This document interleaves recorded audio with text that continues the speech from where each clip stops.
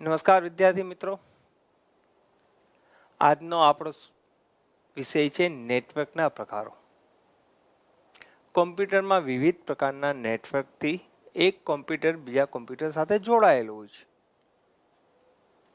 Network માટે ઓછામાં ઓછા 2 કોમ્પ્યુટર હોવા જરૂરી છે. તો કયા કયા પ્રકારો છે નેટવર્કના એની ચર્ચા કરશું. કઈ કઈ ડિવાઇસ જોઈએ છે એની ચર્ચા કરશું. કયા પ્રકારના કેબલ જોઈએ છે એ ચર્ચા કરશું. તો ચાલો શરૂ કરીએ નેટવર્કના પ્રકારો. નેટવર્કના પ્રકારોની વાત કરીએ તો નેટવર્કનો પરિચય આપીએ તો એકબીજાથી સ્વતંત્ર કોમ્પ્યુટર જ્યારે કોઈ ચોક્કસ પ્રકારના માધ્યમથી એકબીજા સાથે આંતર જોડાણ ધરાવતા હોય અને માહિતીનું આદાન પ્રદાન કરવા સક્ષમ હોય ત્યારે તે નેટવર્કમાં છે એમ કહી શકાય. કોમ્પ્યુટરના તેમજ નેટવર્કના આધારિત અન્ય ડિવાઇસના આંતરિક જોડાણને પણ કોમ્પ્યુટર નેટવર્ક કહે છે. મિત્રો, નેટવર્કમાં ઓછામાં ઓછા 2 કોમ્પ્યુટર હોવા જરૂરી છે. આ પ્રશ્ન વારંવાર પૂછાય છે. તો આગળ વધીએ.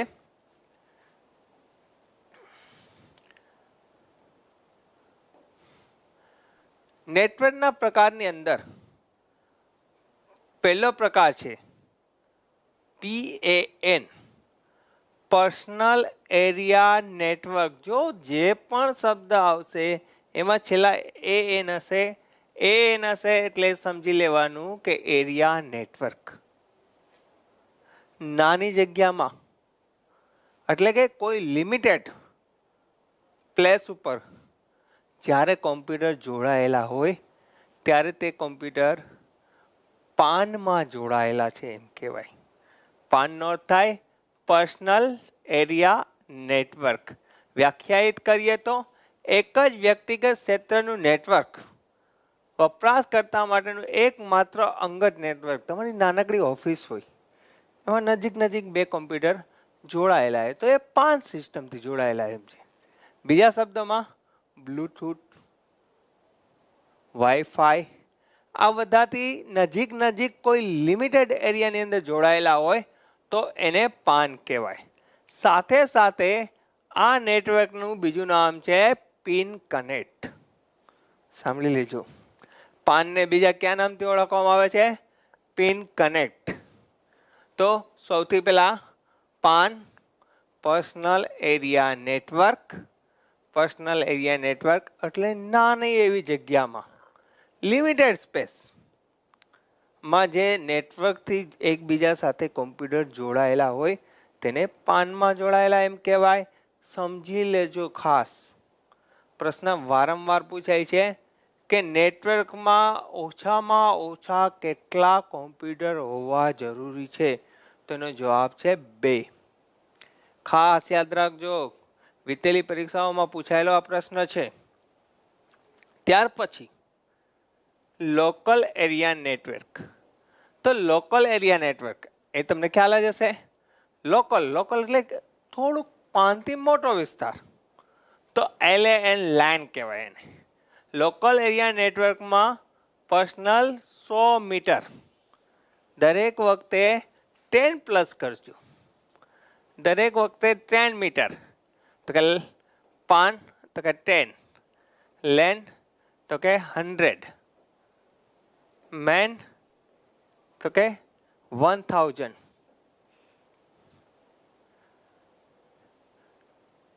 અહીંયા તમે વિચાર કરજો કે લેન ને WLAN પણ કહેવામાં આવે છે, ખાસ યાદ રાખજો. અને તેની અંદર બધા જ વર્ક સ્ટેશન વચ્ચે સીધું અને ઝડપી જોડાણ હોય છે.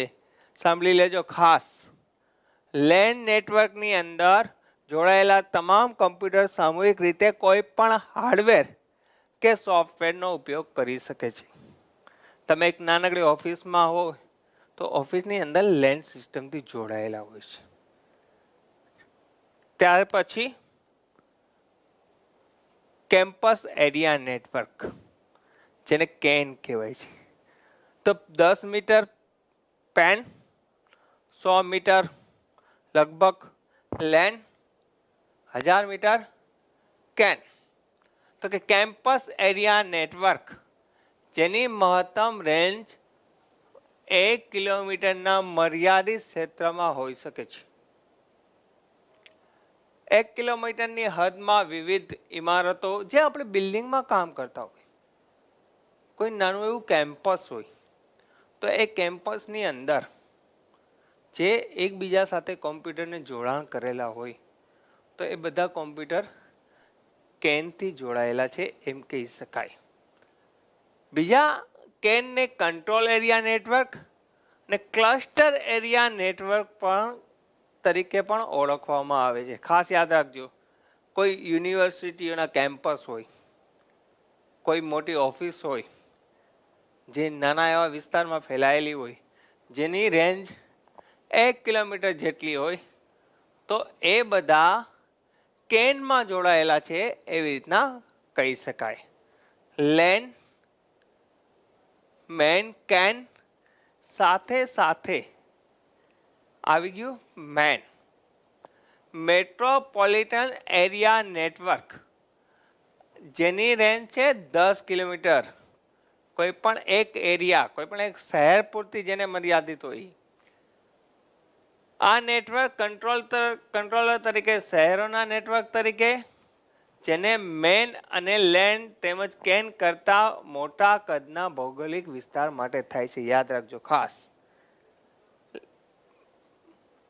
મેન છે એ કેન અને લેન કરતા વિસ્તાર એનો મોટો છે. વિસ્તારની દ્રષ્ટિએ મોટો એટલે કે વધુ અંતરોમાં પથરાયેલું છે.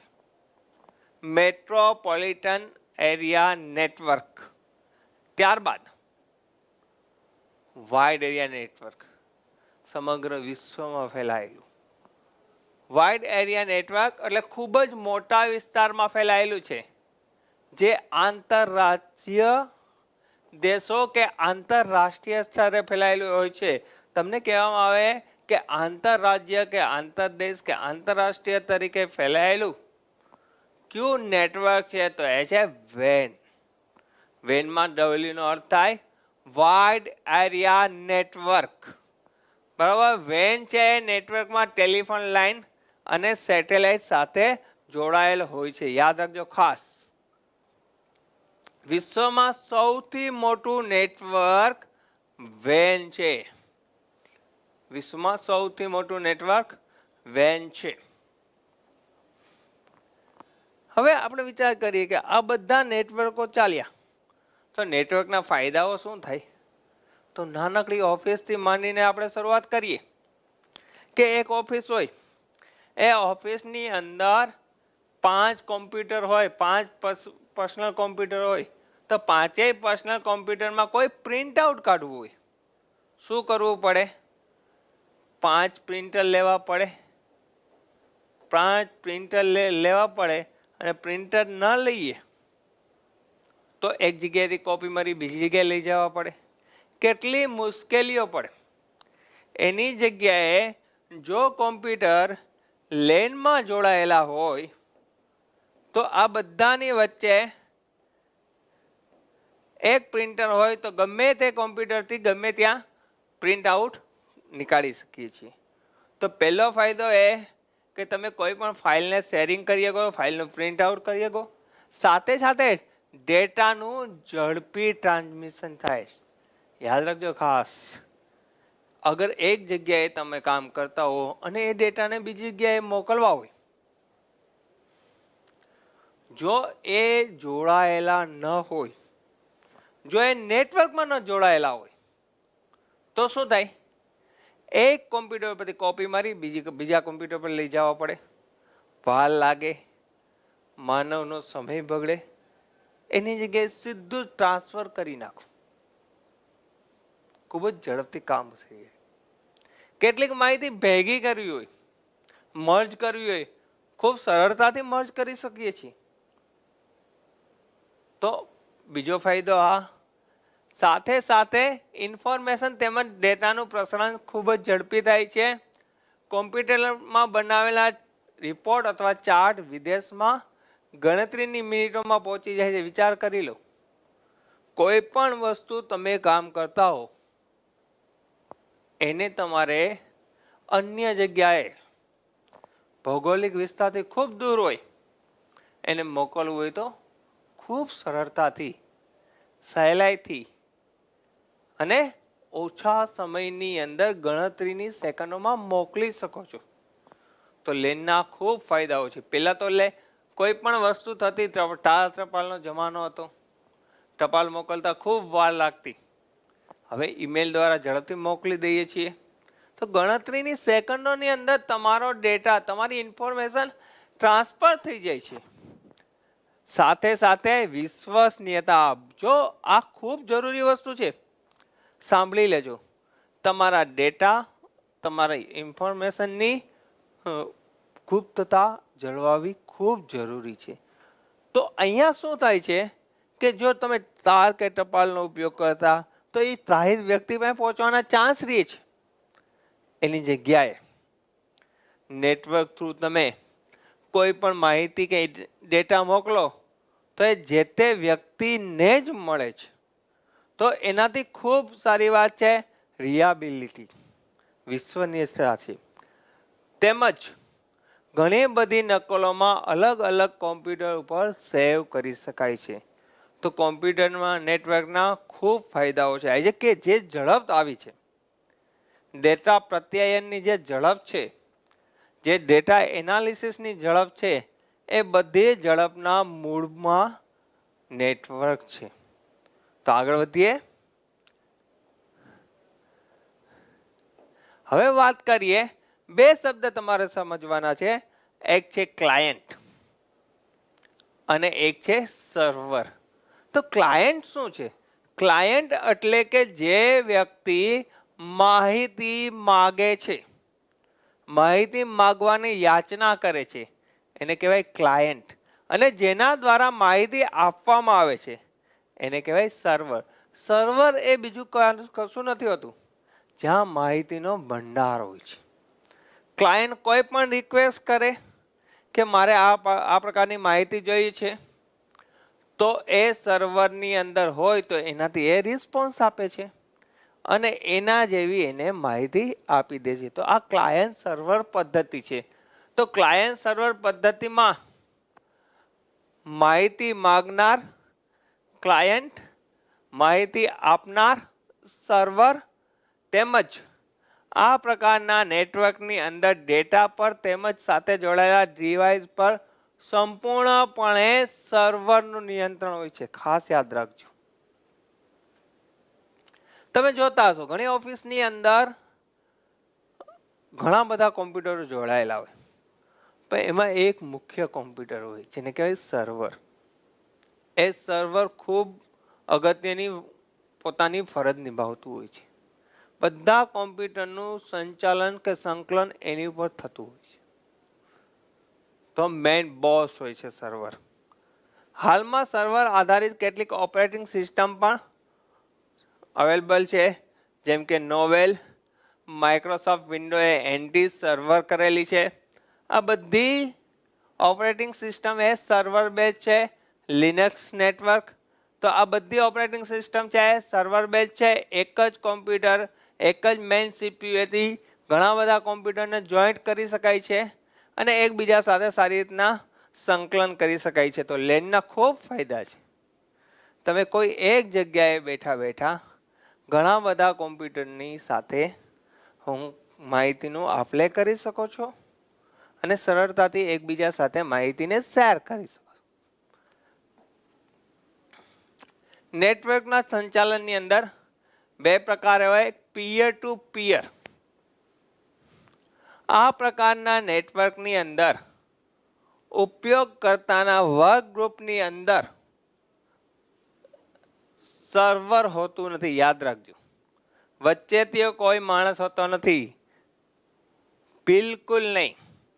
પરંતુ દરેક વર્ક સ્ટેશન પર એક નેટવર્કના ભાગરૂપે ડેટાનું આદાન પ્રદાન અન્ય નેટવર્ક સાથે કરવામાં આવતું હોય છે. સીધું જ આ કામ.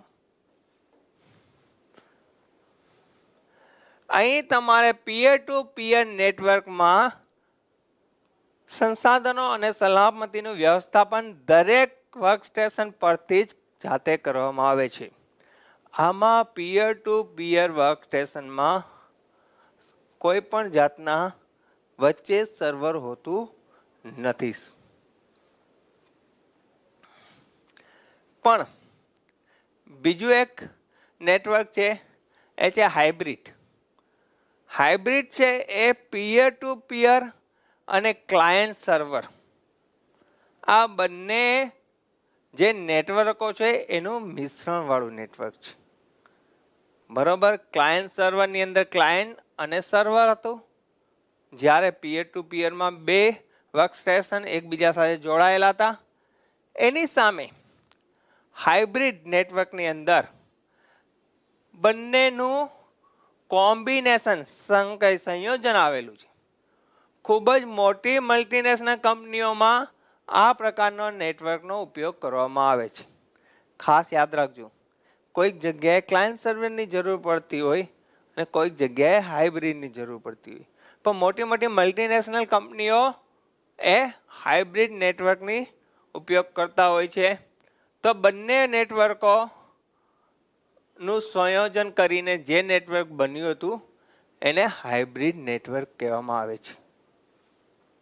હવે વાત કરીએ આપણે, ખૂબ જ મજાની વાત છે, ટોપોલોજી. નેટવર્ક ટોપોલોજી ખૂબ રસવાળો કે વિષય છે. અત્યાર સુધી આપણે ભણ્યા client server, peer to peer, hybrid, આ બધા નેટવર્કના પ્રકારો આપણે ભણ્યા. હવે આપી છે ટોપોલોજી. ટોપોલોજી કેટલા પ્રકારની હોય તો અહીંયા તમને 5 બતાવ્યા છે. Bus topology, ring topology, star topology, mesh topology અને ટ્રી ટોપોલોજી. સામાન્ય એવા નામથી પણ તમને પરિચિત થઈ જાઓ, આઈડિયા આવી જાય. બસ ટોપોલોજી એટલે બસ જેવું હશે. રિંગ ટોપોલોજી એટલે વીટી જેવો હશે કંઈક. સ્ટાર ટોપોલોજીમાં સ્ટાર હશે. તો આગળ વધીએ. બસ ટોપોલોજી, તમે સરસ મજાની આકૃતિ જોઈ રહ્યા છો, જેમાં કોમ્પ્યુટરો એકબીજા સાથે જોડાયેલા છે અને એ જોડાયેલા છે એની વચ્ચે બેકબોન કેબલ છે. આ બેકબોન કેબલ સાથે જોડાયેલા અને આ જે કંઈ જોડાયેલા છે એને નોડ કહેવાય. શું કહેવાય? નોડ. અહીંયા તમને ટર્મિનેટ કરી નાખવામાં આવે છે. ખાસ યાદ રાખજો, એક કેબલ સાથે જોડાયેલા હોય જેને બેકબોન કેબલ કહેવાય છે અને અહીંયા ટર્મિનેટ કરી દેવામાં આવે છે. જેને આકૃતિ બરોબર મગજમાં બેસાડજો. આગળ કેવી રીતના કામ કરે છે એના વિશે આપણે ચર્ચા કરવા જઈ રહ્યા છીએ. બસ ટોપોલોજી પ્રસારણ માટે એક જ પાથનો ઉપયોગ કરે છે. જો અહીંયા બસ ટોપોલોજી પ્રસારણ માટે એક જ ભાગનો ઉપયોગ કરે છે, એટલે કે એક જ કેબલને બંને છેડાથી બંધ કરી દેવામાં આવે છે, જેને ટર્મિનલ કહેવામાં આવે છે. બંને છેડાથી બંધ કરી દેવામાં આવે છે. આ ટોપોલોજીની તકલીફ શું છે? તો કે આ ટોપોલોજીની અંદર વચ્ચે કોઈ વર્કસ્ટેશન બંધ પડી જાય, કોઈ વર્કસ્ટેશન બંધ પડી જાય તો આખી ટોપોલોજી બંધ થઈ જાય છે. ખાસ ભાઈ યાદ રાખજો, બસ ટોપોલોજીની અંદર વચ્ચે ક્યાંય બ્રેક પડી જાય અથવા કેબલમાં પ્રોબ્લેમ આવે અથવા કોઈ નોટ ખરાબ થઈ જાય તો આખી ટોપોલોજી બંધ થઈ જાય છે. બસ ટોપોલોજીની ઝડપ ખૂબ જ ધીમી હોય છે. આગળની જે ટોપોલોજી ભણશું ને એમાં ઝડપ સારી આવશે. તેમજ નેટવર્ક કામ ચલાઉ નેટવર્ક માટે ટેમ્પરરી બેઝ ઉપર કોઈ નેટવર્ક જોડાણ કરવું હોય તો બધા બસ ટોપોલોજીનો ઉપયોગ કરવામાં આવે છે.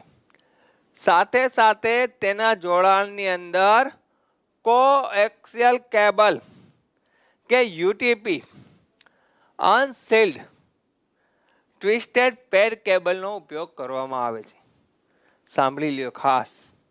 ફરી એકવાર, બસ ટોપોલોજી બંને છેડે ટર્મિનલ કરીને એક કેબલ પર જોડવામાં આવે છે.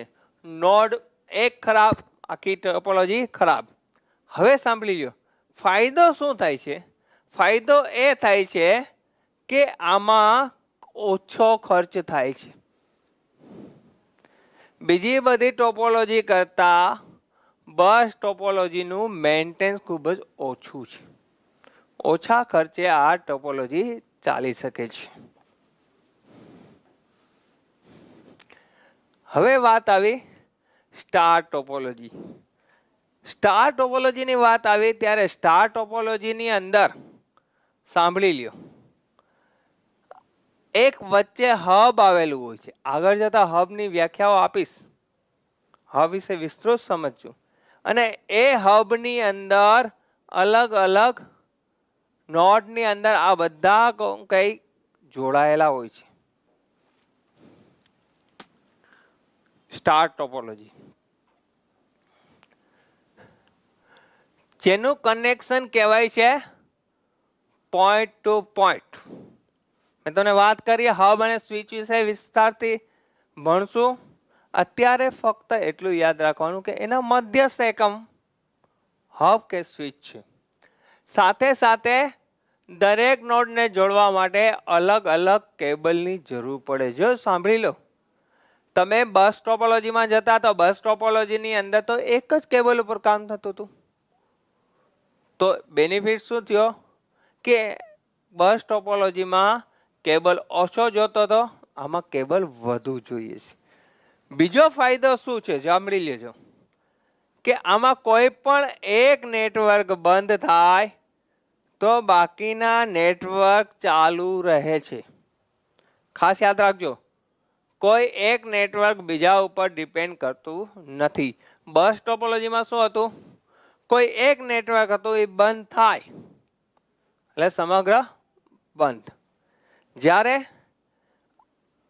સ્ટાર ટોપોલોજીની અંદર દાખલા તરીકે 5મા નંબરનું જોડાણ ખરાબ થયું, બંધ થયું, તો બાકીના 4ના ઉપર કોઈ જાતની એને અસર થતી નથી. સ્ટાર ટોપોલોજીની અંદર કયા કેબલનો ઉપયોગ થાય છે? ટ્વિસ્ટેડ પેર કેબલ. કેબલ વિશે પણ જણાવશું. સ્ટાર ટોપોલોજીમાં ટ્વિસ્ટેડ પેર કેબલનો ઉપયોગ કરવામાં આવે છે. હવે વાત આવી રિંગ ટોપોલોજી. જરા નજર કરી લ્યો. રિંગ ટોપોલોજી આકાર કેવો છે? કે રિંગ જેવો આકાર છે. રિંગ જેવો આકાર છે એટલે આંગળીમાં પહેરેલી રિંગ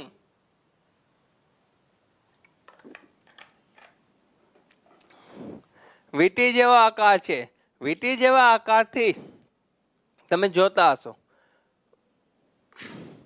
ડેટાનું પ્રત્યાયન આમ થશે, જેની અંદર કોઈ પણ જાતનું મધ્યસ્થ તરીકે એકમ, હબ કે સ્વિચ હોતું નથી. સાંભળી લેજો ખાસ, એકબીજા સાથે જોડાયેલા હોય છે. કોઈ હબ કે સ્વિચનો ઉપયોગ રિંગ ટોપોલોજીમાં થતો નથી. રિંગ ટોપોલોજીમાં રિંગ પ્રકારના પ્રસારણ માધ્યમમાં દરેક નોડ એક રિપીટરનું કામ કરે છે. સાંભળી લેજો ખાસ, જે બસ ટોપોલોજીની જેમ એક વર્કસ્ટેશનમાં ખામી થવાથી સમગ્ર નેટવર્ક બંધ થઈ જાય છે. ખાસ યાદ રાખજો, જો અહીંયા આ ક્રેક થાય તો સમગ્ર નેટવર્ક બંધ થઈ જાય છે. તો આ સમસ્યાથી બચવા માટે ટોકન રિંગ પ્રકારની ટોપોલોજી વપરાય છે, જેમાં બહારના લૂપમાં સ્ટાર ટોપોલોજીનો ઉપયોગ કરવામાં આવે છે. સાથે સાથે દરેક વર્કસ્ટેશનને જોડતા હબ સ્વિચ મૂકવામાં આવે છે. અહીંયા બીજી પણ એક તકલીફ છે, સાંભળી લેજો ખાસ, કે અહીંયા એક સમયે એક જ દિશાએથી ડેટા મોકલવામાં આવે છે. તો તમને વિચારો તો એ તકલીફ કેવી? તો કે આ કોમ્પ્યુટરને જો કોમ્પ્યુટર એ ને કોમ્પ્યુટર એફ ને ડેટા મોકલવા હોય તો એ બધા કોમ્પ્યુટરને ડેટા જોવા મળશે. ખ્યાલ આવી ગયો? એટલે આમાં ડેટા જે તે પર્ટિક્યુલર કોમ્પ્યુટરને મળવાની સાથે સાથે બીજા કોમ્પ્યુટર ઉપર પણ જોવા મળે છે અને એક જ દિશામાં ચાલતા હોય છે. જ્યારે બસ ટોપોલોજીમાં શું હતું? બસ ટોપોલોજીની અંદર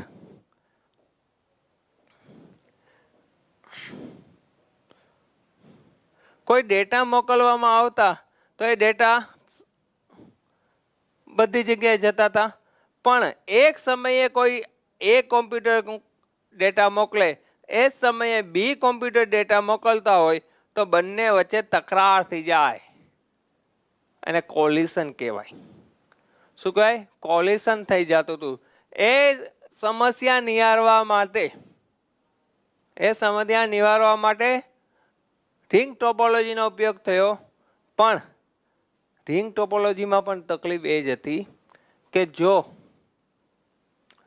તમારે ડેટા જે તે કોમ્પ્યુટર પર મોકલવાનો હોય તો બાકીના એના નેટવર્કમાં આવતા કોમ્પ્યુટરને પણ એ ડેટા જોવા મળે છે.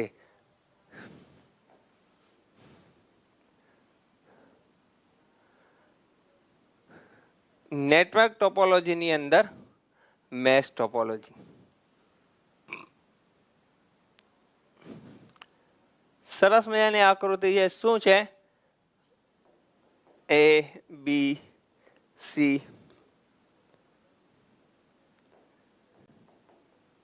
દરેક કોમ્પ્યુટર એકબીજા સાથે જોડાયેલું છે.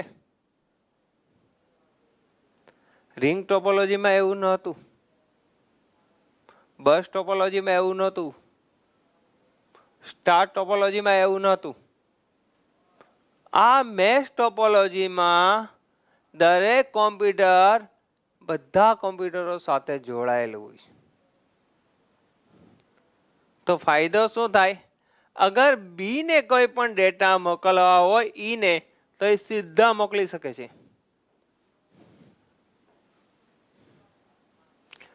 એ ને ડી ને મોકલવાના ડેટા તો સીધા મોકલે છે. બાકીના કોઈ પણ વ્યક્તિ સાથે કોઈ કન્સલ્ટિંગ નથી. તો ડેટાની પ્રત્યે પ્રાઇવસી જળવાઈ રહે છે. પ્લસ ટ્રાફિક પણ નથી થતું, કારણ કે સીધું એક જ રસ્તો હોય છે. પણ આ ટોપોલોજી ખૂબ જ ખર્ચાળ છે, કારણ કે કેબલનું કોસ્ટિંગ વધી જાય છે. મોટા સેન્ટરોની અંદર આ ટોપોલોજી ચાલે છે. એકબીજા સાથે વર્કસ્ટેશન બનાવવામાં આવે છે આ ટોપોલોજી.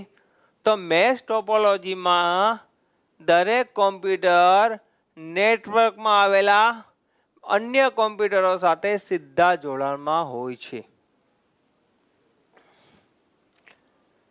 બીજું, કેન્દ્રવર્તી સર્વરના ઉપયોગ ન લેતા નેટવર્કના, મેં તમને કીધું એમ, તમામ કોમ્પ્યુટર એકબીજા સાથે જોડી દેવામાં આવે છે. નેટવર્ક કનેક્ટિંગ ડિવાઇસનો ઉપયોગ કરવામાં આવે છે. આ ટોપોલોજી કિંમતમાં મોંઘી હોય છે. શા માટે? કારણ કે કેબલનું કોસ્ટિંગ મોંઘું પડે છે. આ ટોપોલોજીમાં એક નોડ ફેલ થતા નેટવર્ક બંધ નથી થતું. અગર આ ફેલ થઈ જાય તો બાકીના બધા વચ્ચે તો એકબીજા સાથે ડેટા પ્રત્યાયન ચાલુ જ રહે છે. મેશ ટોપોલોજીને હાઇબ્રિડ કે પાર્શિયલ મેશ પણ કહેવામાં આવે છે. ટોપોલોજી થોડીક મોંઘી પડે છે પણ ફાયદાકારક છે. સીધું તમારે જે કોમ્પ્યુટરને જ્યાં ડેટા મોકલવા હોય, જે નેટવર્કમાં કોમ્પ્યુટર હોય ત્યાં સરળતાથી મોકલી શકે છે. પ્રાઇવસી જળવાઈ રહે છે. ટ્રી ટોપોલોજી, નામ જ ખ્યાલ આવી જાય. ટ્રી એટલે ઝાડ. તો ટ્રી ટોપોલોજીની અંદર એક મેઇન કોમ્પ્યુટર વર્કસ્ટેશન હોય છે. એની સાથે અલગ અલગ કોમ્પ્યુટરો જોડાયેલા હોય છે. અહીંયા તમારે ટ્રી ટોપોલોજીનો ફાયદો એ છે કે આ વિભાગ અગર બંધ થઈ જાય તો આ વિભાગને કોઈ અસર થતી નથી.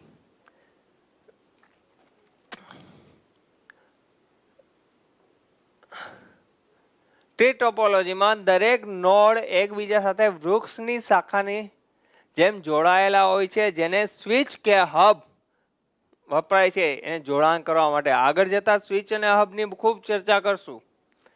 મુખ્ય સ્વિચ બંધ કરતા સંપૂર્ણ નેટવર્ક બંધ થઈ જાય છે. આ મુખ્ય સ્વિચ. આ નેટવર્ક સ્ટાર ટોપોલોજીનું વિસ્તૃત રૂપ છે અને જેને હાયરાર્કિકલ સ્ટ્રક્ચર પણ કહેવામાં આવે છે. ખાસ યાદ રાખજો. સાથે સાથે પોઈન્ટ ટુ પોઈન્ટ કનેક્શન હોય છે, પણ યાદ રાખજો અગર આને કોઈ ડિવાઇસ નંબર 5 ને અગર ડિવાઇસ નંબર 6 પર મોકલવું હોય તો એને ફરજિયાત અહીંથી થઈને આવી રીતના જવું પડે છે. કોઈ એક નોડ ફેલ થઈ જાય એટલે કે આ નોડમાં કોઈ પણ આ ફેલ થઈ જાય તો એની અસર આને નથી થતી, પણ આ ફેલ થઈ જાય ડિવાઇસ તો આ બંને પણ ફેલ થઈ જાય છે. મુખ્ય જ્યારે ફેલ થાય ત્યારે સમગ્ર નેટવર્ક છે એ ફેલ થઈ જતું હોય છે. હવે અત્યાર લગી આપણે ચર્ચા કરતા હતા કે કોમ્પ્યુટર જોડાયેલા હોય છે, હબથી જોડાયેલા હોય, સ્વિચથી જોડાયેલા હોય. પણ હવે હબની ચર્ચા કરીએ. હબ શું છે? તો કે હબની તમને આકૃતિ અહીંયા બતાવેલી છે. હબ એ મલ્ટીપોર્ટ રિપીટર છે. સાંભળી લેજો. એ લેયર 1 માં કામ કરે છે. એ ફક્ત ને ફક્ત હાર્ડવેર છે. યાદ રાખો, હાર્ડવેર છે. એમાં કોઈ જાતનો સોફ્ટવેર હોતો નથી. બીજું મોટામાં મોટી તકલીફ એ છે કે હબ છે એ ડેટાને ફિલ્ટર કરી શકતા નથી, ફક્ત ફોરવર્ડ જ કરે છે. ફિલ્ટર એટલે કે કોઈ નબળા સિગ્નલ હોય તો એ નબળા સિગ્નલને જ બીજી જગ્યાએ મોકલી દે છે. એને કોઈ પણ જાતના સ્ટ્રોંગ કરીને નથી મોકલતા. હબની એક આ ખામી છે. સાથે સાથે હબ સાથે જે જોડાયેલા હોય એ બધાને એક સાથે મોકલી દે છે. એની પાસે કોઈ મેક એડ્રેસ હોતું નથી કે ક્યાં મોકલવાનું, એક સાથે બધાને મોકલી દેવાય, જેથી કરીને ડેટાની પ્રાઇવસી જળવાતી નથી.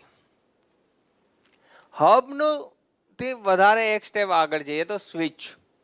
તમને આકૃતિમાં બતાવેલું છે. હબની અંદર કોઈ જાતનો સોફ્ટવેર હોતો નથી, ફક્ત હાર્ડવેર છે. એટલે એમ પણ કહેવામાં આવે કે હબમાં બુદ્ધિ હોતી નથી. કોઈ પણ ડેટા મોકલવામાં આવે હબમાં તો ફક્ત ફોરવર્ડ કરે છે, ફિલ્ટર કરતો નથી. ખાસ યાદ રાખજો. સ્વિચ એ ડેટા લિંક્સ લેયર ડિવાઇસ છે. તે સિગ્નલને મેળવવા રિસીવર તરીકે કામ કરે છે, રીજનરેટ કરવા એટલે એમ લાગે કે કોઈ ડેટા છે એ નબળા સિગ્નલ મળે એને રીજનરેટ કરે છે અને એને સરળતાથી પાસ કરવાનું કાર્ય કરે છે. અહીંયા ટ્રાફિક પણ નથી થતો. હબની અંદર તો ટ્રાફિક પણ થાય છે. ડેટાને ફોરવર્ડ કરતા પહેલા તેની ભૂલની તપાસ કરે છે. સ્વિચની આ ખાસિયત છે અને તેને કાર્યક્ષમ બનાવે. હબમાં આ શક્ય નહોતું, કારણ કે હબમાં કોઈ સોફ્ટવેર હતો જ નથી. હબ છે એ ફક્ત હાર્ડવેર જ છે, જ્યારે સ્વિચ છે એ ફિલ્ટરે કરે છે, ફોરવર્ડ કરે છે. તે ભૂલોવાળા પેકેજને ફોરવર્ડ કરતું નથી. કોઈ પણ ડેટા હોય એ ડેટામાં કોઈ જાતની ક્ષતિ હોય તો એ આગળ મોકલતું નથી. પેકેટ્સની વાત થઈ તો પેકેટ્સ એટલે જે ડેટા ગ્રુપમાં હોય છે એને પેકેટ્સ કહેવામાં આવે છે. સ્વિચ મલ્ટીપોર્ટ બ્રિજ છે. અહીંયા તમે જોઈ રહ્યા છો. તે 8 થી વધારે પોર્ટ ધરાવતું હોય છે, જેની સાથે તમે 8 થી વધારે કોમ્પ્યુટર સરળતાથી જોડી શકો છો. 100 Mbps મેગાબિટ્સ પર સેકન્ડ કે તેથી વધુ ઝડપ બનાવવા માટે સ્વિચ ઉપયોગી છે. હબ કરતાં સ્વિચની ઝડપ ખૂબ વધારે હોય છે, યાદ રાખજો ખાસ. રિપીટર, હબ, સ્વિચ અને હવે વાત આવી રિપીટરની. તો રિપીટર છે એ પણ ફિઝિકલ લેયર છે. એ લેયર 1 ઉપર કામ કરે છે. તેનું કાર્ય શું છે? તો કે સિગ્નલ નબળા અથવા કરપ્ટ થાય તે પહેલા સિગ્નલને ફરીથી ઉત્પન્ન કરવાનું છે. રિપીટર, ખાસ શબ્દ યાદ રાખો. રિપીટ કરું. અગર કોઈ એમ લાગે કે નેટવર્કની અંદર કોઈ સિગ્નલ નબળા પડે છે, વીક થાય છે, તો એ નબળા પડે એ પહેલા એને ફરીથી ઉત્પન્ન કરવાનું કામ કોણ કરે છે? રિપીટર. જ્યારે સિગ્નલ નબળું પડે ત્યારે સિગ્નલની નકલ કરી અને મૂળ તાકાત ફરીથી ઉત્પન્ન કરે છે, જે હબ નથી કરી શકતું. યાદ રાખજો, હબ અને રિપીટરમાં આટલો ફરક છે. હબ છે એ જેવા ડેટા આવે, જેવા નબળા સિગ્નલ આવે તો એ નબળા સિગ્નલને પાસ કરી દે છે.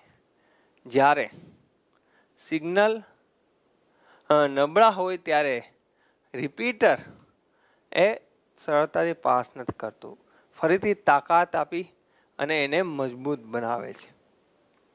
રિપીટર દ્વારા નેટવર્કમાં પ્રસારિત થતા સિગ્નલની લંબાઈને વધારી શકાય છે. ખાસ યાદ રાખજો, રિપીટરનું કામ શું છે? તો કે નબળા સિગ્નલને મજબૂત કરીને મોકલવા, પણ તેની લંબાઈ પણ વધારી શકાય છે. તે 2 પોર્ટ ડિવાઇસ છે, અહીંયા બતાવી દીધી. તે 2 પોર્ટ ડિવાઇસ છે. હવે વાત આવી બ્રિજ. બ્રિજ એટલે તો તમને ખ્યાલ જ હશે, પુલ, સેતુ. તો બ્રિજનું કાર્ય શું છે? તો કે બે અલગ અલગ નેટવર્કને કોઈ એક વસ્તુથી જોડવું, એને બ્રિજ કહેવાય. તો બ્રિજ એ એક પ્રકારનું રિપીટર જ છે, જે લેયર 2 પર કામ કરે છે. સાંભળી લેજો ખાસ. લેયર 1 પર ફક્ત હાર્ડવેર કામ કરે. આગળ જતા OSI મોડલની અંદર આની ચર્ચા કરીશું. તે સમાન પ્રોટોકોલ પર કામ કરતા બે લેન ઇન્ટરકનેક્ટ કરવા માટે વપરાય છે.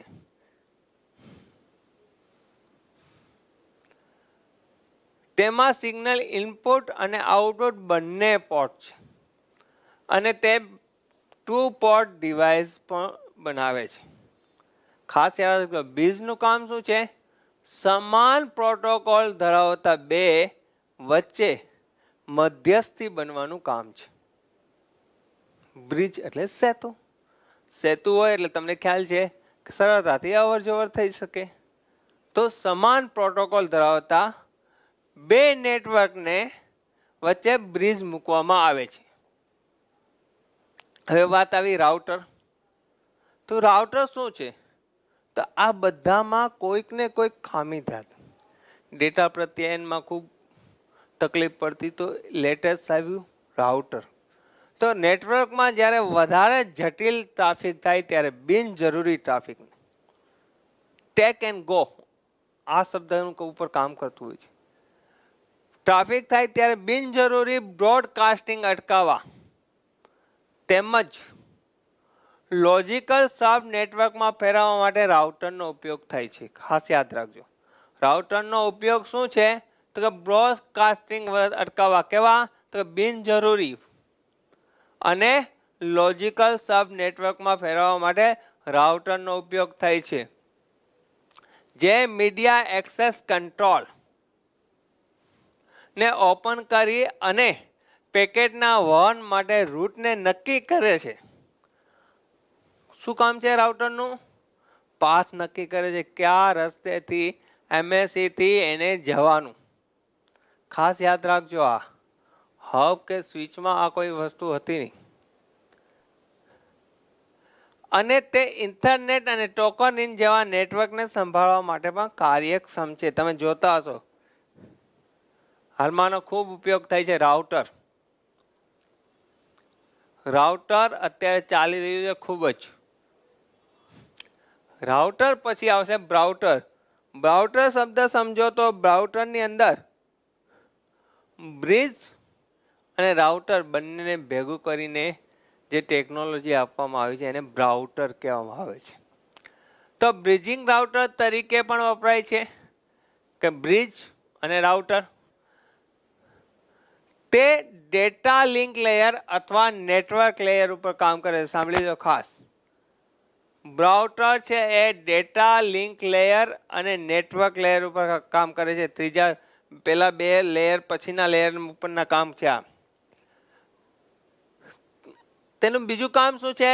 પેકેટોના રૂટ નક્કી કરવાનું રાઉટરની જેમ જ, તેમજ બ્રિજ તરીકે કામ કરવાનું. જે બ્રિજ કામ કરતા હતા એ તો બ્રિજ અને રાઉટર બંનેના જે કઈ કાર્ય છે એ બ્રાઉટરમાં સમાયેલા છે. ગેટવે અલગ અલગ નેટવર્કના પ્રોટોકોલમાં, સાંભળી લો ખાસ, અલગ અલગ નેટવર્કના પ્રોટોકોલમાં ફેરફાર કરવાનું કામ કોનું છે? તો કે ગેટવેનું. બીજા શબ્દોમાં કહીએ તો ગેટવેને પ્રોટોકોલ કન્વર્ટર તરીકે પણ ઓળખવામાં આવે છે. પ્રોક્સી સર્વર અને ફાયરવોલ તરીકે ગેટવે કાર્ય કરે છે. ખ્યાલ ખાસ યાદ રાખજો, અલગ અલગ પ્રોટોકોલને એક કન્વર્ટર તરીકે કોણ કરે છે? ગેટવે. મોડેમ, આનાથી તો તમે પરિચિત હશો. પેલા મોડેમ એક્સટર્નલ આવતા, નેટવર્ક ને ઇન્ટરનેટ માટે ખૂબ જરૂરી વસ્તુ હતી આ. હવે તો બધા ઇનબિલ્ટ આવે છે. મોડેમ એ મોડ્યુલેટર ડીમોડ્યુલેટર વચ્ચેનો ભેગો એક શબ્દ છે. તેનું કાર્ય શું છે? એનાલોગ ટુ ડિજિટલ અને ડિજિટલ ટુ એનાલોગ સિગ્નલ કરવાનું. તો એનાલોગ સિગ્નલને ડિજિટલમાં ફેરવવાનું કામ છે. તો મોડ્યુલેટર ડીમોડ્યુલેટર શબ્દને ભેગો કરીને આ શબ્દ બન્યું છે મોડેમ. નેટવર્કમાં રિસીવર ટ્રાન્સમિશન કનેક્શન વચ્ચે કોમ્યુનિકેશન એટલે સંચારનું કામ એ કરે છે અને તેના દ્વારા માહિતીને આદાન પ્રદાન શક્ય બન્યું છે. પેલા તમે જોતા હશો બ્રોડબેન્ડના શરૂઆતમાં આવ્યા ત્યારે આવા મોડમ હતા. આજે ઇનબિલ્ટ આવી ગયા છે, પણ મોડેમ એ નેટવર્ક સ્થાપનનું કાર્ય કરે છે, જે એનાલોગ ટુ ડિજિટલ અને ડિજિટલ ટુ એનાલોગ સિગ્નલના કન્વર્ટ કરવાનું કાર્ય કરે છે. સાથે સાથે માહિતીનું પરિવહન, માહિતીનું એનાલોગને રૂપાંતર કરવાનું કાર્ય, તેમજ ડિજિટલને ફરીથી એનાલોગમાં ફેરવવાનું કાર્ય પણ મોડેમ કરે છે.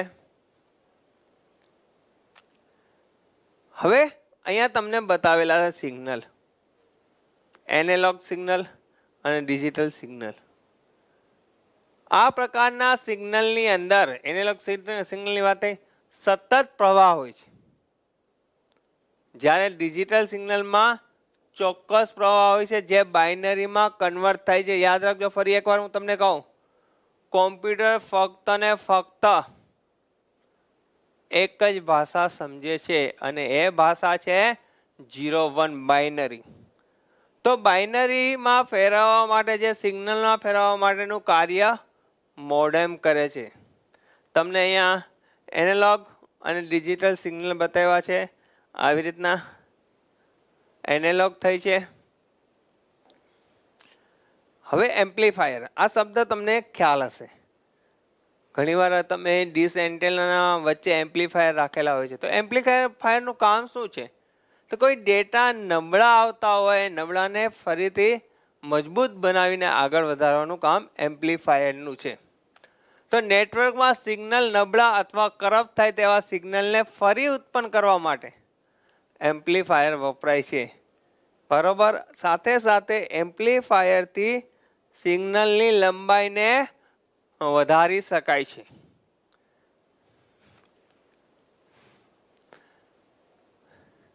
સંચાર માધ્યમો અત્યારે લગી તમે જોતા હશો, આ બધી આપણે ચર્ચા કરી, નેટવર્કની ચર્ચા કરી, ટોપોલોજીની ચર્ચા કરી, પણ આ બધાને જોડાણ કરવા માટે કેબલની જરૂર પડે છે.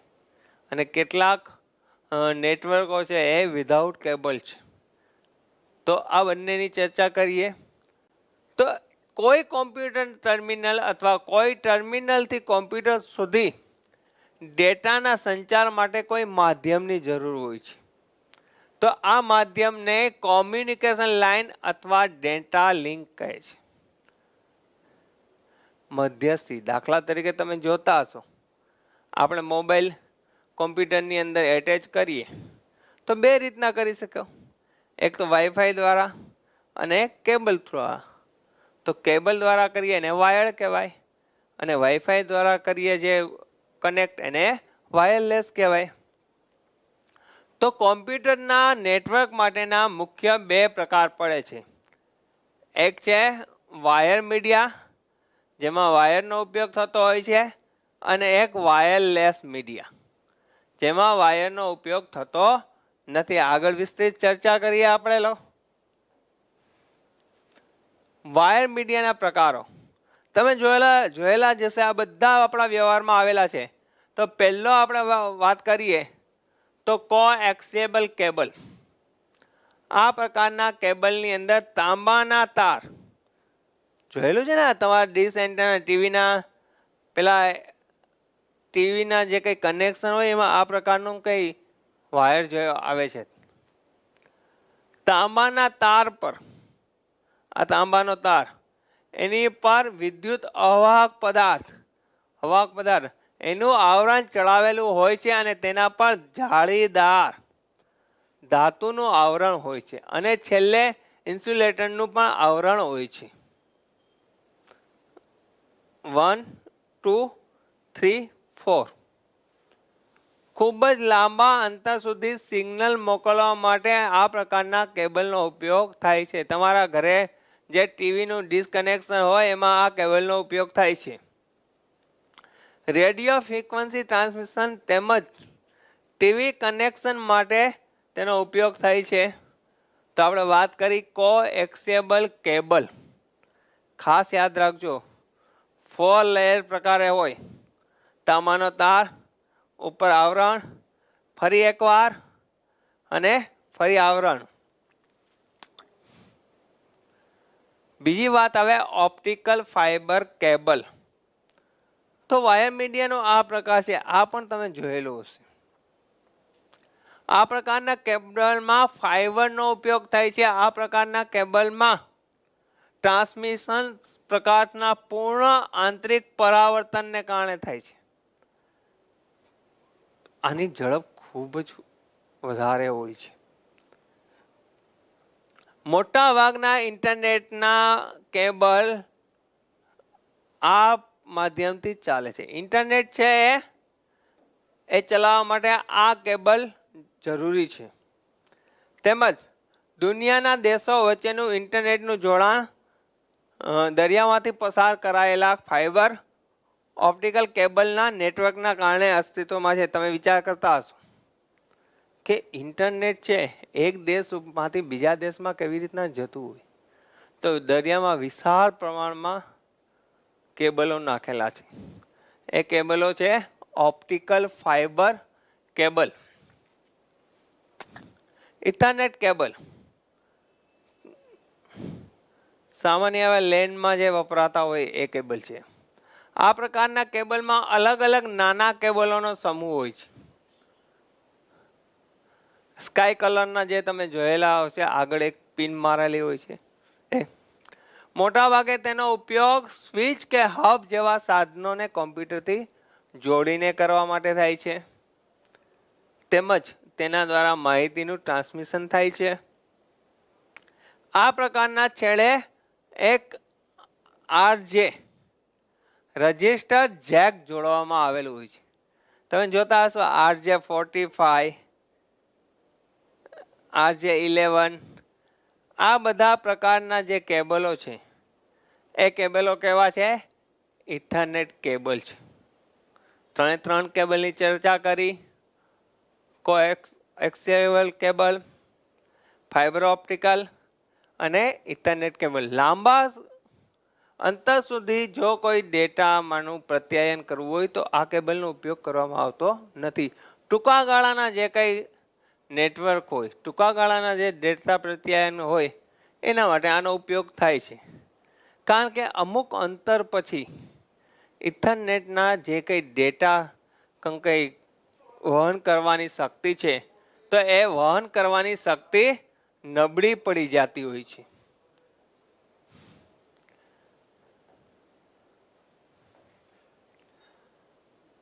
હવે અહીંયા આપણે રેડિયો તરંગોની વાત કરીએ તો રેડિયો તરંગોને બીજા શબ્દમાં ફ્રીક્વન્સી શબ્દ પણ કહીએ છીએ.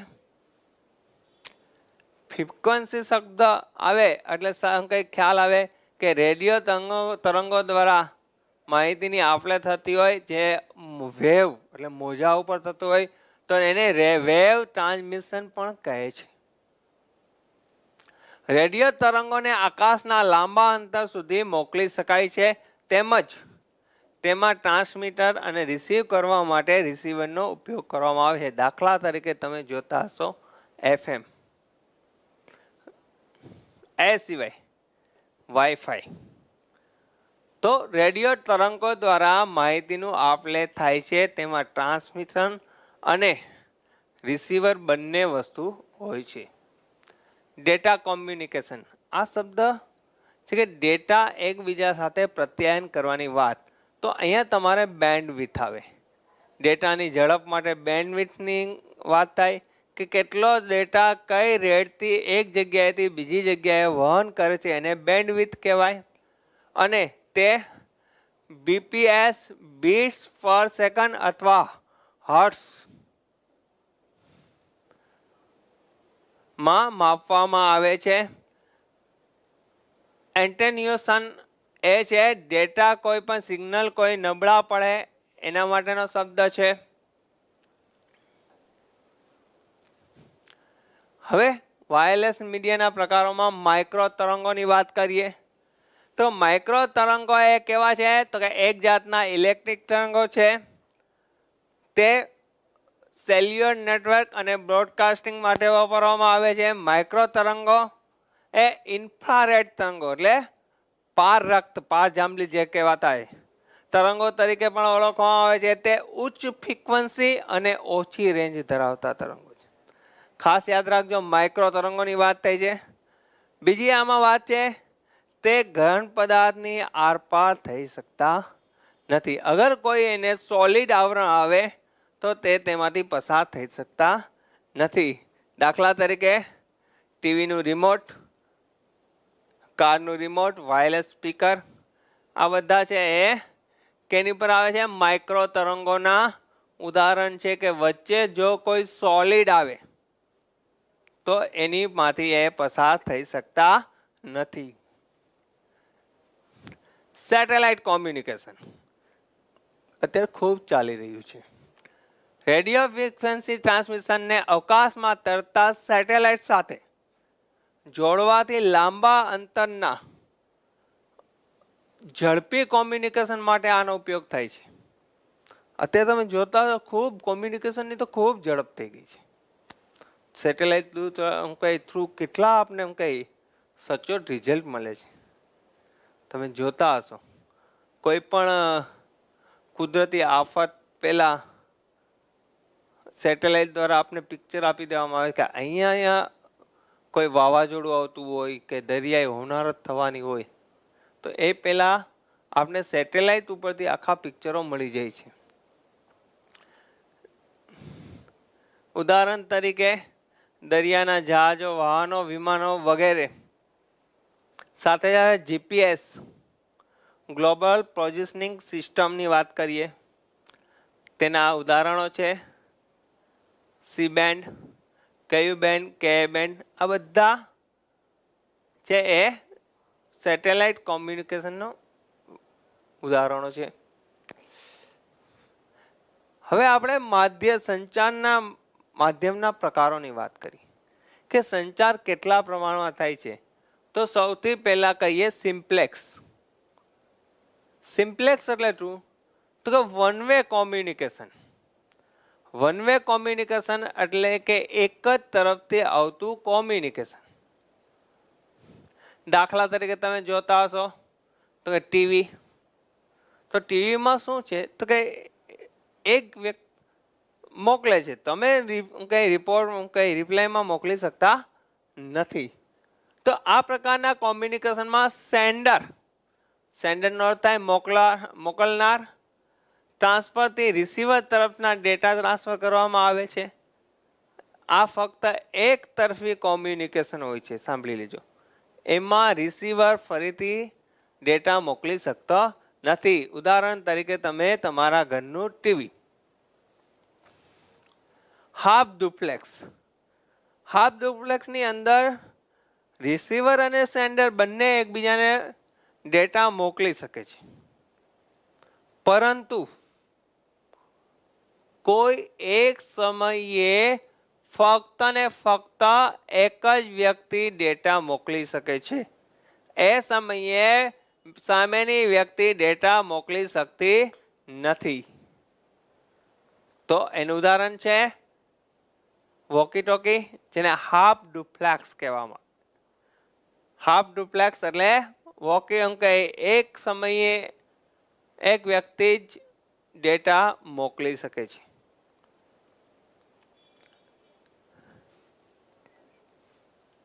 ફૂલ ડુપ્લેક્સ અત્યારે તમે જોતા હશો, વિડીયો કોલિંગ કરીએ, ઇન્ટરનેટના માધ્યમ દ્વારા જોડાયો હોય, તો આ બધું એક સમયે બંને વ્યક્તિ ટેલિફોનથી ઉપર આપણે વાત કરતા હોય, એક સમયે ડેટા રિસીવ થઈ શકે અને મોકલી થઈ શકીએ છીએ. તો તેને કહેવાય ફૂલ ડુપ્લેક્સ. તો એક જ સમયે ડેટા સેન્ડ અને રિસીવ બંને કરી શકાય છે. દાખલા તરીકે આપણે જોતા હશું ટેલિફોન, મોબાઈલ, વિડીયો કોન્ફરન્સ, આ બધા છે એ ફૂલ ડુપ્લેક્સ છે. ત્રણ પ્રકાર: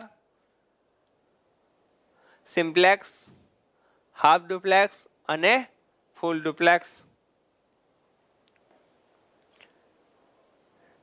હવે વિવિધ જાતના નેટવર્કના પ્રોટોકોલની વાત કરીએ. પ્રોટોકોલ એટલે નિયમ. જો દરેક વસ્તુના નિયમ હોય છે. ઇન્ટરનેટના કેટલાક પ્રોટોકોલની વાત કરીએ તો નેટવર્કમાં ડેટા પર થતી દરેક પ્રક્રિયા માટે ચોક્કસ પ્રોટોકોલ હોય છે. એક સેન્ડર બીજાને રિસીવરને મોકલે કોઈ પણ ડેટા, ત્યારે એના ચોક્કસ નિયમોને આધારે જ મોકલવામાં આવે છે. નેટવર્કના સંચાલન કરવા માટે નેટવર્કના હાર્ડવેર અને સોફ્ટવેર જે નિયમને અનુસરે એને નેટવર્ક પ્રોટોકોલ કહેવામાં આવે છે. સાંભળી લેજો ખાસ. ડેટાનું સંચાલન કરવા માટે નેટવર્કના હાર્ડવેર તથા સોફ્ટવેર જે નિયમોનું પાલન કરે એને નેટવર્ક પ્રોટોકોલ કહેવામાં આવે છે. નેટવર્કમાં કોણ, ક્યારે અને કઈ માહિતી મોકલી શકે તે પ્રોટોકોલ જ નક્કી કરે છે. દરેક પ્રોટોકોલના એડ્રેસ કેટલા બીટના હોય છે? 16 બીટના હોય છે. ખાસ યાદ રાખજો. કોઈ પણ ઓપરેટિંગ સિસ્ટમ હોય પણ નેટવર્ક તો ના પ્રોટોકોલ બધાને સમાન જ લાગુ પડે છે. એ લિનક્સ હોય, વિન્ડોઝ હોય કે ગમે એ હોય, પણ નેટવર્ક પ્રોટોકોલ એક સમાન ધારાધોરણમાં જ લાગુ પડતું હોય છે. તેનો પહેલો છે, આના બધાના તમારે ફૂલ ફોર્મ યાદ રાખવાના છે. ખૂબ પૂછાય છે full form. TCP, transmission control protocol. Internet પર એક જગ્યાએથી બીજી જગ્યાએ માહિતીને કંટ્રોલ કરવા માટે TCP, ટ્રાન્સમિશન કંટ્રોલ પ્રોટોકોલ. શબ્દ ઉપરથી જ આપને ખ્યાલ આવી જાય. ટ્રાન્સમિશન એટલે મોકલવું. એક જગ્યાએથી બીજી જગ્યાએ માહિતીને મોકલવા સમયે કંટ્રોલ કરવા માટે આ પ્રોટોકોલનો ઉપયોગ થાય છે, જેને ટીસીપી આઈપી તરીકે ઉપયોગ કરવામાં આવે છે. આઈપી એટલે ઇન્ટરનેટ પ્રોટોકોલ.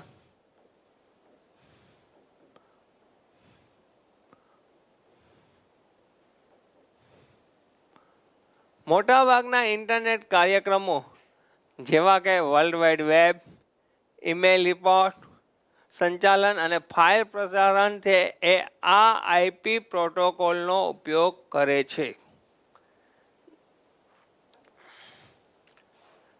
એમાં ફરી એકવાર આઈપી પ્રોટોકોલ એટલે ઇન્ટરનેટ પ્રોટોકોલની વાત કરીએ, વિસ્તૃત રીતે સમજીએ કે ઇન્ટરનેટ પ્રોટોકોલ મુખ્ય કોમ્યુનિકેશન પ્રોટોકોલ છે. મેઇન પ્રોટોકોલ અત્યારે છે ટીસીપી આઈપીમાં આઈપી ઇન્ટરનેટ પ્રોટોકોલ, જે ડેટા પેકેટોને તેના હોસ્ટથી સ્વીકારનાર, હોસ્ટ એટલે મોકલનાર કહીએ તો યાર, હોસ્ટથી સ્વીકારનાર સર્વર સુધી ફક્ત એડ્રેસના આધારે યોગ્ય સ્થાને મોકલે છે. આઈપીનું કાર્ય આ છે. હોસ્ટે મોકલેલા ચોક્કસ એડ્રેસ ઉપર મોકલવાનું કામ કોણ કરે છે? આઈપી કરે છે. ડેટા પેકેટ એટલે કે ડેટા છે એને નાના નાના ટુકડાઓમાં એ વિભાજિત કરી નાખતા. ટુકડાઓમાં વિભાજિત કરવાનું કારણ એ કે ઝડપથી જઈ શકે. અને દરેક ટુકડાને શું કહેવામાં આવે છે? ડેટા પેકેટ કહેવામાં આવે છે. તમે જોતા હશો કે વોટ્સએપ, યુટ્યુબમાં વિડીયોમાં જેટલા ડેટા પેકેટ ડાઉન થાય તેટલા સળંગ જોઈ શકાય છે. તો ઇન્ટરનેટના આ દરેક ડેટાને શું કહેવાય છે? Data packet. અને એ ડેટા પેકેટ સ્વરૂપે તમે પ્રસારિત થતા હોય તો જોઈ શકો છો. અહીંયા શું કામ છે કે ઇન્ટરનેટ પ્રોટોકોલનું મુખ્ય કાર્ય છે ફરી એકવાર હોસ્ટ એટલે કે મોકલનાર, સેન્ડર ના ડેટા પેકેટોને પોતાના સરનામા અને સ્વીકારનાર ડેસ્ટિનેશન સ્થાનના એડ્રેસ આપીને તેને એકથી વધુ આઈપી નેટવર્કમાં રાઉટિંગ કરાવી તેને યોગ્ય સ્થાન પર પહોંચાડવાનું છે. અગાઉ મેં અહીંયા કહ્યું એ પ્રમાણે છે. કાર્ય શું કે એને ચોક્કસ પહોંચાડવાનું, ચોક્કસ સ્થાન ઉપર પહોંચાડવાનું કાર્ય આઈપીનું છે. એફટીપી બધાના ફૂલ ફોર્મ યાદ રાખજો. બધા પ્રોટોકોલના ફૂલ ફોર્મમાંથી એક ફૂલ ફોર્મ પૂછાય છે, ફાઇલ ટ્રાન્સફર પ્રોટોકોલ. આ પ્રકારના પ્રોટોકોલ અપલોડિંગ અને ડાઉનલોડિંગ માટે થાય છે. કેના માટે થાય છે? અપલોડિંગ અને ડાઉનલોડિંગ માટે થાય છે. એફટીપી છે એ ક્લાયન્ટ સર્વર મોડેલ આધારિત છે. ક્લાયન્ટ સર્વર એટલે રિક્વેસ્ટ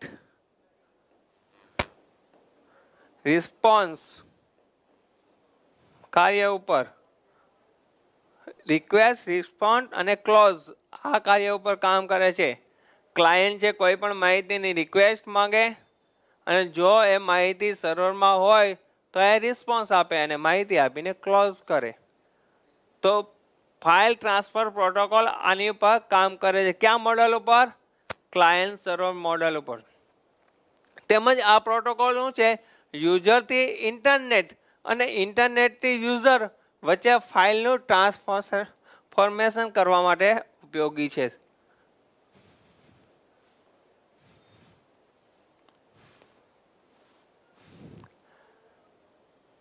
HTTP ખૂબ પૂછાયેલો પ્રશ્ન છે. હાઇપરટેક્સ્ટ ટ્રાન્સફર પ્રોટોકોલ કોઈ ડોક્યુમેન્ટના આદાન પ્રદાન માટે કોડિંગ આધારિત, ખાસ યાદ રાખજો, કોડિંગ આધારિતની વાત આવે ત્યારે HTTP નો જ ઉપયોગ થાય છે. એ HTTP પ્રોટોકોલ કહેવામાં આવે છે. Hypertext transfer protocol HTTP. HTTP web server કે અન્ય મશીનમાં સંગ્રહાયેલી માહિતી અને સાધન સામગ્રીને જોવાની પરમિશન આપે છે. બરોબર યાદ રાખજો. ડોક્યુમેન્ટના આદાન પ્રદાન માટે કોડિંગ આધારિત જે પ્રોટોકોલની વાત આવી છે એ પ્રોટોકોલ છે હાઇપર ટેક્સ્ટ ટ્રાન્સફર પ્રોટોકોલ. હવે વાત આવી વર્લ્ડ વાઇડ વેબ WWW. એ એકબીજા સાથે સંકળાયેલા ડોક્યુમેન્ટ, ઇમેજ અને વિવિધ સાધન સામગ્રીનો સેટ છે, જે હાઇપરલિંક અને યુઆરએલ. યુઆરએલ નો અર્થ થાય યુનિવર્સલ રિસોર્સ લોકેટર દ્વારા જોડાયેલા હોય છે, જે અજોડ નામ પણ કહેવાય છે. યાદ રાખજો મિત્રો, દરેક વેબસાઇટ નું એક અજોડ નામ હોય જેને યુઆરએલ કહેવામાં આવે છે.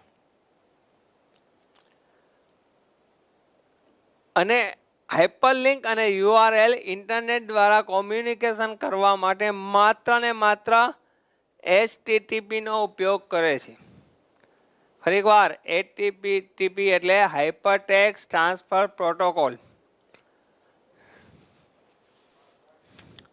ટેલનેટ ખૂબ જ સરળ શબ્દ છે.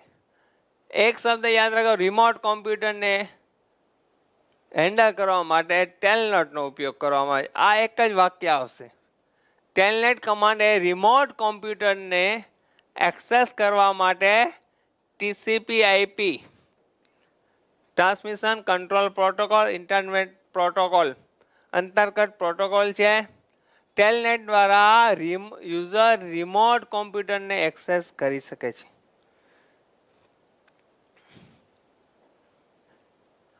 Point to point protocol. આ બધાના ફૂલ ફોર્મ યાદ રાખવાના છે.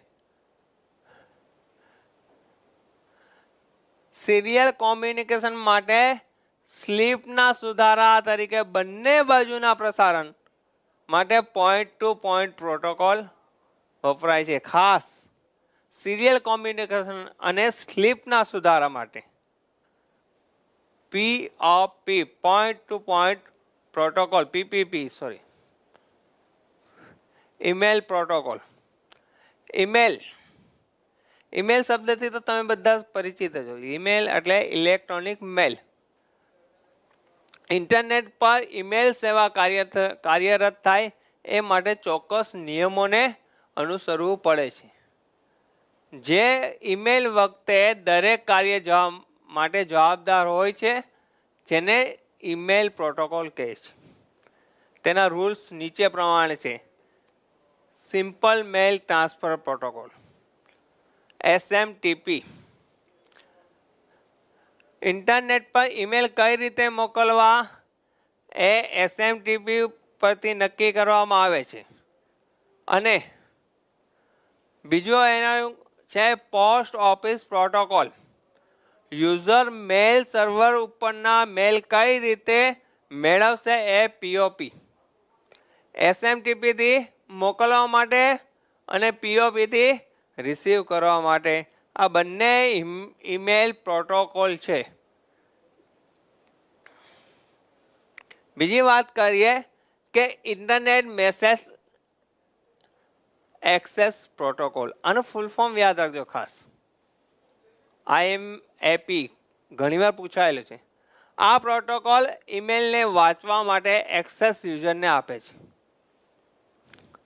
Multipurpose internet mail extension MIME દ્વારા મોબાઈલના વિવિધ પ્રકારના ડેટા જેવા કે ગ્રાફિક્સ, ફાઇલ ડેટાને સમજવા માટે MIME નો ઉપયોગ કરવામાં આવે છે.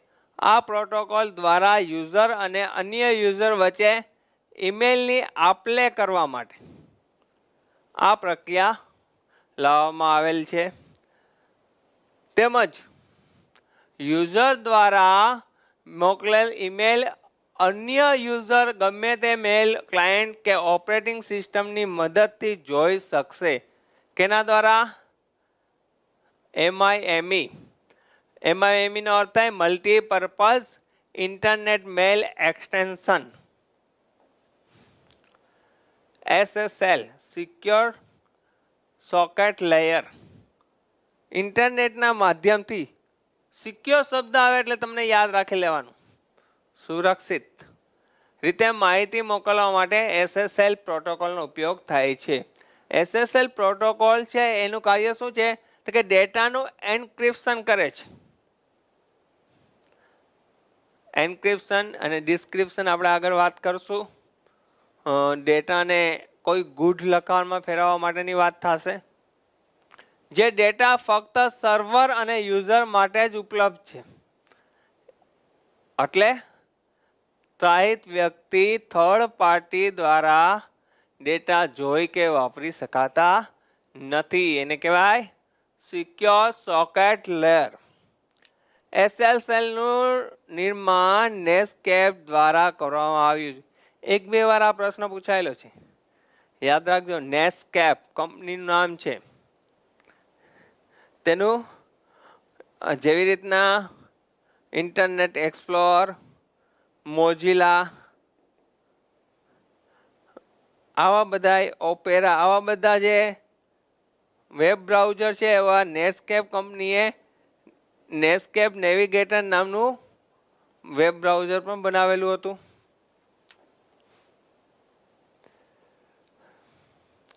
અહીંયા તમે ઘણીવાર જોતા હશો, કોઈ પણ વેબસાઇટની મુલાકાત લ્યો તો એ વેબસાઇટની આગળ એસ લખેલું હોય, તો એસ નો અર્થ થાય સિક્યોર. સિક્યોર એટલે સલામતી. એટલે એ વેબસાઇટ કેવું સર્ટિફિકેટ ચલાવે છે? SSL. SSL સર્ટિફિકેટ કોના દ્વારા આવે છે? સિમટેક કે વેરીસાઇન દ્વારા આપવામાં આવે છે. કોઈ પણ વેબસાઇટ સિક્યોર છે કે નહીં એ તમે તરત જાણી શકો. કેટલીક વાર વેબસાઇટ ઉપરથી અનસિક્યોર હોય તો તમને વોર્નિંગ પણ આપી દેવામાં આવે છે કે તમે આની ઉપરથી ડેટા ડાઉનલોડ કરશો તો તમારી સિસ્ટમને ડેમેજ થશે. પણ જેને એસ આપેલું હોય સિક્યોર સર્ટિફિકેટ, તો એ સુરક્ષિત વેબસાઇટ હોય છે. ઘણી વેબસાઇટ પોતાના યુઝર એકાઉન્ટની માહિતી આ પ્રોટોકોલ દ્વારા સુરક્ષિત રાખે છે. યુડીપી શું છે? તો કે TCP ની જેમ ડેટાને ટ્રાન્સમિશન કરવા માટે આ પ્રોટોકોલનો ઉપયોગ થાય છે. User datagram protocol. યુડીપી નો અર્થ છે user datagram protocol. VoIP voice over internet protocol. Full form ખાસ યાદ રાખજો. અહીંયા તમને કહી દઉં કે VoIP ની વાત કરીએ તો વોઇસ જ્યારે કરવામાં આવે, વોઇસ કોલ કરવામાં આવે, આપણે વોટ્સઅપ પર વોઇસ કોલ કરીએ છીએ ત્યારે આ પ્રોટોકોલનો ઉપયોગ થાય છે. ત્યાર પછી વાયરલેસ એપ્લિકેશન પ્રોટોકોલ. તો વાયરલેસ માધ્યમથી ઇન્ટરનેટના જોડાણ માટે આ પ્રોટોકોલનો ઉપયોગ થાય છે. બધા પ્રોટોકોલથી તમે પરિચિત જ છો. હવે ટેકનોલોજી આવી છે RFID. નેશનલ જ્યોગ્રાફીમાં તમે જોતા હશો ઘણા પ્રાણીઓની જે ઉપર નજર રાખવામાં આવે છે, તો RFID ટેકનોલોજી આવી છે. RFID ટેકનોલોજી ખૂબ જ અત્યારે પ્રચલિત છે. મોટા મોટા શોપિંગ સેન્ટરોમાં પણ આનો ઉપયોગ થાય છે. અત્યારે કોઈ વસ્તુ ક્યાં પડી છે એ તરત એઆઈના માધ્યમથી જાણી શકાય છે. એઆઈમાં આ એક નવું ફીચર ઉમેરેલું છે. અત્યારે આપણે RFID ની વાત કરીએ તો RFID એક એક્ઝામ્પલ આપી દઉં. ગીરના જંગલના સિંહનું કે ને ગળે કોઈ બેલ્ટ બાંધી દેવામાં આવે. તમે જોયેલા હશે આ. તમે લોકોએ જ્યોગ્રાફી ચેનલ ઉપર આ જોયેલા હશે કે કોઈ પ્રાણીઓના ગળામાં કોઈ એવું સોકેટ લગાડી દેવામાં આવે છે તો પ્રાણીઓનું સ્થાન ક્યાં છે, ક્યાં વિચરણ કરે છે, એ બધું દેખાય છે. ફોરેસ્ટમાં ખૂબ ઉપયોગ થાય છે આ. અગર બધા પ્રાણીઓના ગળે લાયનના ગળે લગાડેલા જ છે, કોઈ એક જગ્યાએ સ્થિર એના લોકેશનની અંદર વેવ્સ મળે, તરત જ જંગલ ખાતાવાળા વિચાર કરે છે કે આ સતત એક જ જગ્યાએ એનું લોકેશન બતાવે છે, કદાચ એ મુશ્કેલીમાં હશે. તો RFID ટેકનોલોજીની વાત કરીએ આરએફઆઈડી ટેકનોલોજીનો ઉપયોગ ટૂંકા અંતરમાં કોઈ વસ્તુ કે સજીવો શોધવા કે ટ્રેક કરવા માટે થાય છે. આ સિસ્ટમની મદદથી જંગલો તથા સમુદ્રમાં વન્યજીવોને શોધી શકાય છે. આ ઉપરાંત ટોલ ટેક્સમાં પણ આ ટેકનોલોજીનો ઉપયોગ થઈ રહ્યો છે. તમે જોતા હશો છેલ્લે ટોલ ટેક્સમાં તમે આ ઉપયોગ કઈ ટેકનોલોજીનો ઉપયોગ થયો જ છે. લાંબી લાઈનમાં ઊભું રહેવાની જરૂર પડતી નથી. સીધું જ એના બહાર રીડ કરે એટલે ઓટોમેટિક જનરેટ થઈ જાય છે. મોટા સ્ટોરોમાં તેમજ ગોડાઉનમાં કોઈ ચોક્કસ વસ્તુ ક્યાં સ્થાન પર મૂકેલી છે તે શોધવા માટે આરએફઆઈડીનો ઉપયોગ થાય ખૂબ જ જરૂરી છે. મોટા સેન્ટરોની અંદર આ મોટા બિઝનેસ સેન્ટરોમાં આરએફઆઈડીનો ખૂબ ઉપયોગ થવા માંડ્યો છે. ઉપરાંત આરએફઆઈડીનો ઉપયોગ મનુષ્યના હાથમાં ચિપ મૂકીને તેની આઈડેન્ટિફિકેશન માટે પણ થાય છે. આવનાર દિવસોની અંદર આ જશે જ, યાદ રાખજો. આરએફઆઈડી ટેકનોલોજી દ્વારા પોતાની ઓળખ કઈ થશે.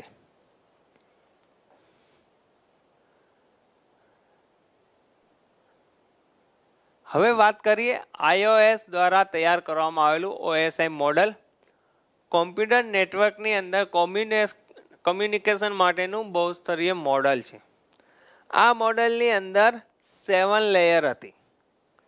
એન્જિનિયરિંગમાં ખૂબ જ આ પ્રશ્નો આવે છે, પણ આપણે એન્જિનિયરિંગ લેવલ સુધીનું તો નહીં ભણી શકીએ.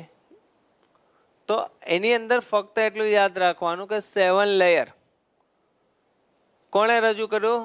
iOS અને ક્યુ મોડલ OSI. આ મોડલની અંદર કયો પ્રોટોકોલ ચાલતો હતો? કે transmission control protocol, internet protocol ચાલતો હતો, જેમાં ફક્ત 4 સ્તર વીજી નેટવર્કમાં આવેલા હોય છે. ખાસ યાદ રાખજો. આ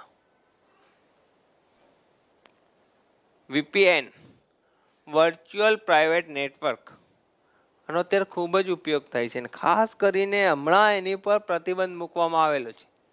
તો VPN નો ઉપયોગ શું છે કે ઇન્ટરનેટ પર યુઝરના IP એડ્રેસને સુરક્ષિત, આ એક જાતનું ખાનગી નેટવર્ક પણ કહેવામાં આવે છે, સુરક્ષિત અને ગોપનીય બનાવવા માટે VPN નો ઉપયોગ થાય છે.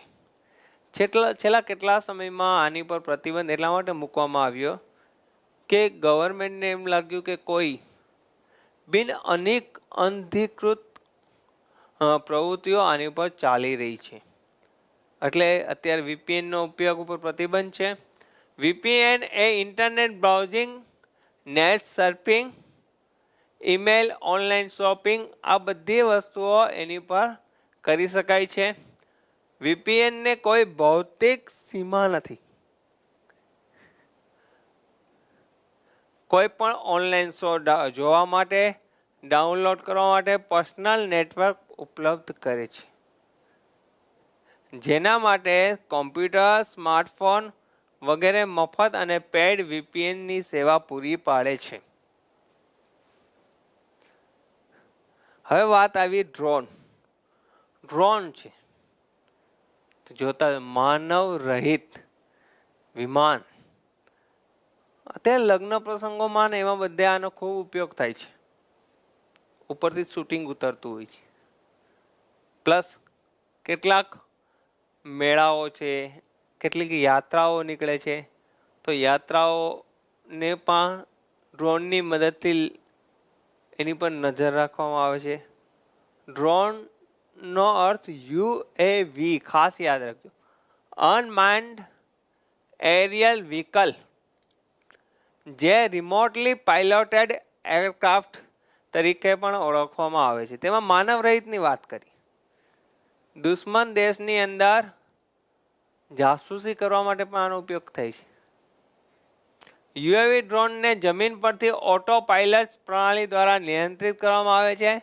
લશ્કરી અને પોલીસ દળો દ્વારા સેન્સર અને કેમેરા જેવા ઉપયોગ કરીને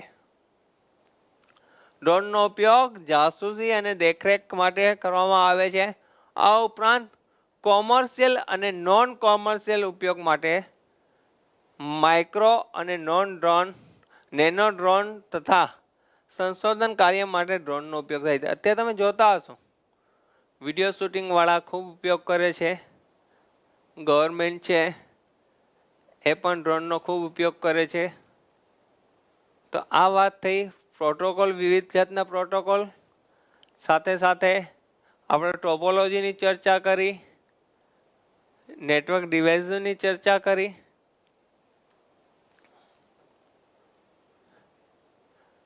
અહીંયા ફરી એક વાર કહીએ કે ભારતે હેરોન યુએવી ખરીદ્યું છે અને ભારતની HAL નામ કંપનીએ અત્યારે ડ્રોન બનાવવાની શરૂઆત કરી એવી વાત છે. તો હવે ભારત આ ક્ષેત્રે પણ આત્મનિર્ભર થવા જઈ રહ્યું છે. તેમજ ડ્રોનને AI એટલે આર્ટિફિશિયલ ઇન્ટેલિજન્સ તકનીકથી મદદથી પણ સજ્જ કરવામાં આવેલ છે.